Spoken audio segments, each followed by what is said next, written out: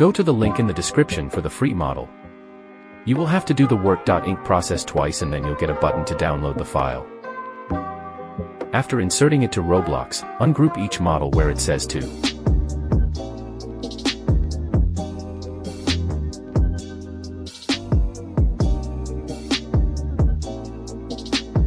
After that, click on Model, then Collision Group, and then create a new group called Tree and uncheck the tree from the group.